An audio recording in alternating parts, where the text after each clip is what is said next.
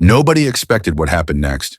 The professor stood at the front of the lecture hall, his voice laced with sarcasm as he mocked faith and those who still clung to ancient fairy tales. The students laughed, some nodding in agreement, until a calm but confident voice cut through the noise. Karoline Leavitt, the guest speaker invited for today's discussion, sat at the front of the class, her gaze steady. She had remained silent long enough, and what she said next would leave the entire room in stunned silence. The large lecture hall at New Hampshire State University hummed with quiet anticipation. Rows of students filled the stadium-style seating, their notebooks open, laptops glowing softly as they prepared for today's discussion. At the front of the room, Professor Mark Ellis stood near his podium, exuding the effortless arrogance of a man who had spent years commanding attention. He was well known on campus for his sharp intellect and unapologetic disdain for religion, particularly Christianity. His lectures on political philosophy often turned into scathing critiques of conservative values, and he made no secret of his belief that faith was an outdated relic of human history. Today's topic, the myth of faith in a modern society.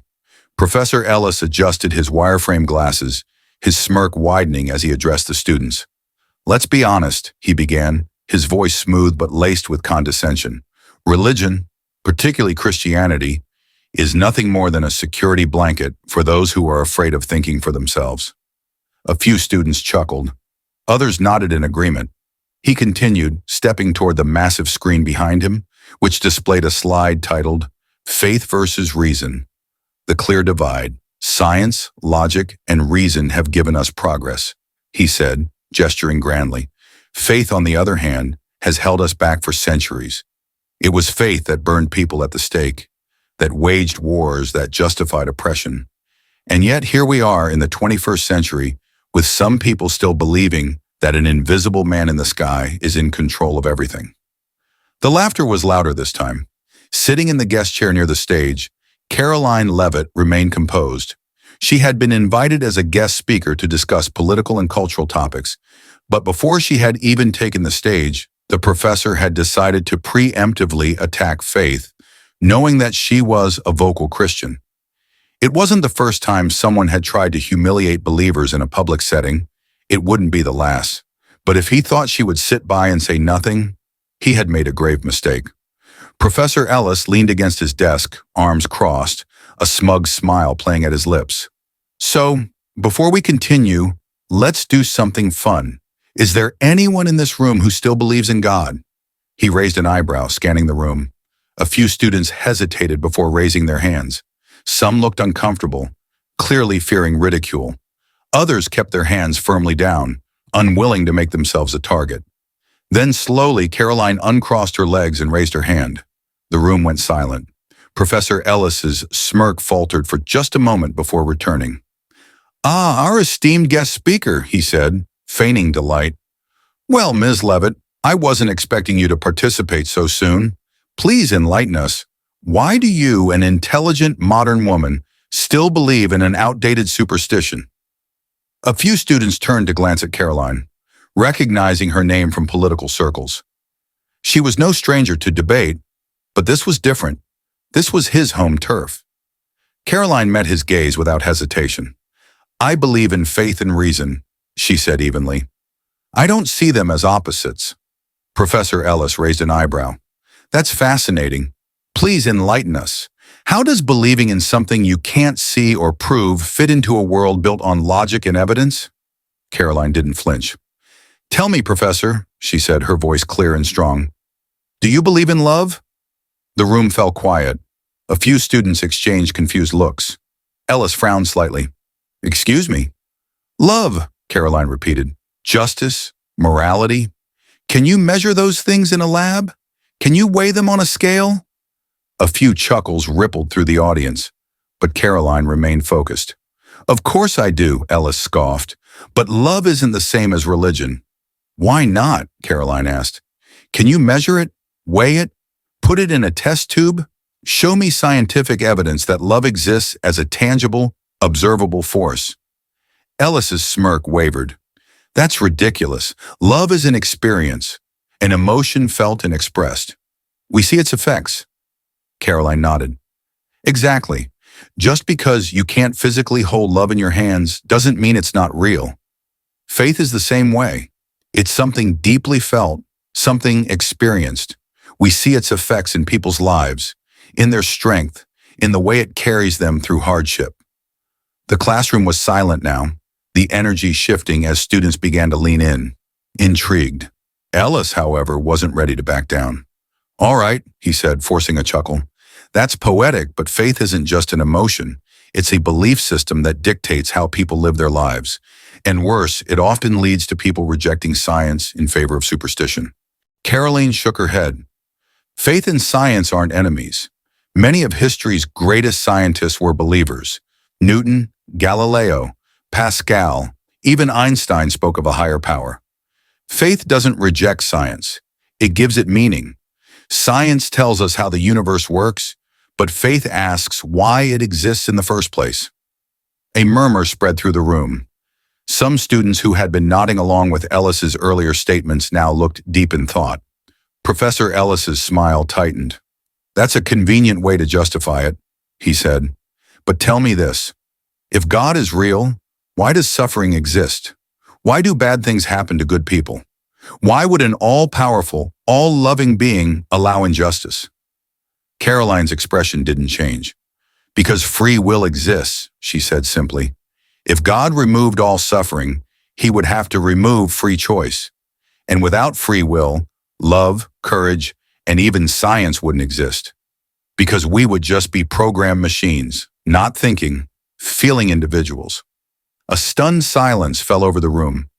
Even some of the students who had laughed earlier were now sitting motionless, absorbing her words. Ellis's jaw tightened. "So you're saying we should just accept suffering?" "No," Karoline said, shaking her head.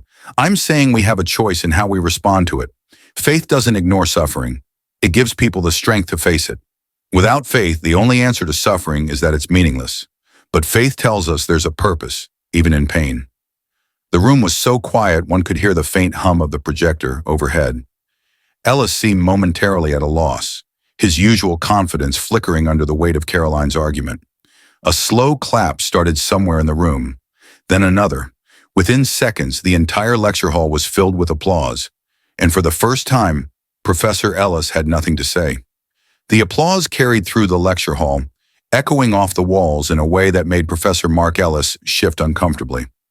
His eyes darted around the room, scanning the faces of his students, some clapping hesitantly, others nodding in approval at Karoline Leavitt's words. It was clear that she had struck a nerve. He wasn't used to being challenged like this.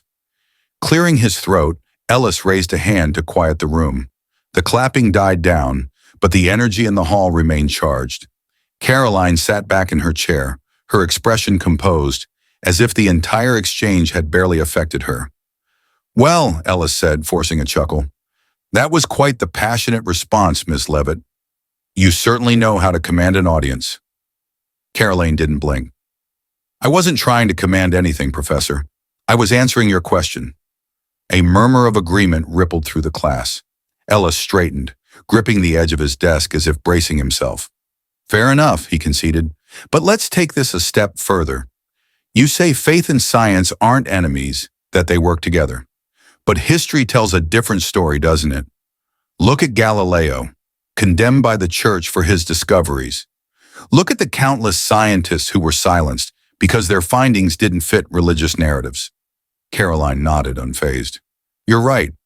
Some people in history misused faith to suppress knowledge. But should I judge all atheists by the crimes of Stalin or Mao, who silenced and murdered millions in the name of their beliefs?" The students stirred, some shifting in their seats. Ellis's jaw tensed. Karoline continued, her voice calm but unwavering. "The truth is, human beings, not faith itself, are responsible for the mistakes of history. Just as people have used religion for evil, others have used science to justify horrific acts.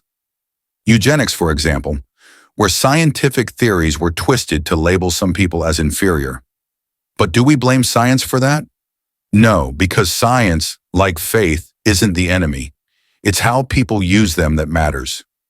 The weight of her words settled over the room. Ellis forced another smile. though it looked more strained now. "You're very good at deflection, Miss Leavitt." "I'm not deflecting," Karoline replied, crossing her legs. "I'm pointing out a double standard. You want to blame faith for every wrongdoing in history while ignoring the wrongs committed under the banner of reason. But faith and science aren't in competition. In fact, they answer different questions. Science tells us how things work. Faith tells us why they matter." Another murmur spread through the students. Ellis's usual confidence seemed to waver. He exhaled sharply, adjusting his glasses. "All right, let's move on to something more concrete," he said, pressing forward. "You believe in God. You believe in faith. But where is your proof?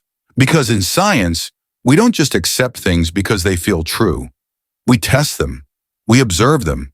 We have evidence." Karoline leaned forward slightly, folding her hands. "You believe in the Big Bang, correct?" Ellis raised an eyebrow. "Of course." "And what existed before the Big Bang?" she asked. Ellis hesitated for a fraction of a second. "We don't know yet," Karoline smiled. "Exactly. Scientists believe the universe had a beginning. But if something had a beginning, something had to cause it. That's logic, not faith. And if the entire universe came from nothing, then that defies every law of physics. Even the greatest scientific minds admit they can't explain why the universe began, or what existed before it." Ellis let out a short laugh. "So your answer is God? That's a convenient explanation." Karoline shrugged. "It's the only explanation that makes sense, because something doesn't come from nothing. And if science tells us the universe had a beginning, then that means there was a cause outside of space and time, something infinite beyond human limits. And that sounds an awful lot like God." The room was silent again. A student near the back raised a hand hesitantly. "Professor Ellis," he said, "isn't it true that even Einstein believed the universe was so perfectly ordered that it pointed to something greater?" Ellis's expression darkened slightly. "Einstein was a pantheist. He didn't believe in a personal God. But he did believe in order," Karoline interjected smoothly. "He called the universe too perfect to be random. And that's the point. Science shows us an ordered, structured universe. Every law of physics is precise, predictable. If the Earth were even slightly closer to the sun, we'd burn. If it were slightly farther, we'd freeze. The constants in physics are so finely tuned that even the slightest change would make life impossible. That doesn't sound random. That sounds designed." Ellis rubbed his temple, clearly frustrated now. "You're making leaps in logic, Ms. Leavitt." "I'm following logic," she corrected, "and the logic points to something greater than just chance." Another student raised their hand. "I mean, she has a point. Even scientists say they don't know where everything came from. So isn't saying we don't know just another form of faith?" The tension in the room shifted. Students who had been quietly listening now seemed to be questioning everything. Ellis glanced at the clock on the wall. "I think we've spent enough time on this discussion," he said curtly. Karoline smiled knowingly. "I thought you said we were here for an academic discussion, Professor." A few students chuckled. Ellis shot them a glare before turning back to her. "I don't debate theology in my classroom." Karoline's smile remained. "Then maybe you shouldn't have brought it up." Laughter and applause erupted through the room. Even students who had been skeptical earlier were now clapping. Ellis pressed his lips together, clearly biting back a response. When the noise died down, Karoline stood, smoothing out her skirt. "Thank you for having me, Professor Ellis. I appreciate the discussion." Ellis forced a tight smile. "Yes, well, that was certainly lively." As Karoline turned to leave, a student near the door called out, "Will you be speaking anywhere else on campus?" She paused, glancing at the young man who had asked. "Yes," she said. "I'll be giving a talk tomorrow evening at the Student Center. If anyone wants to continue this conversation, I'd love to hear your thoughts." More applause. Ellis didn't say another word. As Karoline walked up the aisle and toward the exit, she could hear students whispering to one another, questioning things they had never questioned before. And as she stepped into the hallway, leaving Professor Ellis standing in stunned silence, she knew one thing for certain. This was just the beginning. Don't forget to like and subscribe for more stories that inspire and challenge us to grow. What would you have done if you were in her shoes? Let us know in the comments below.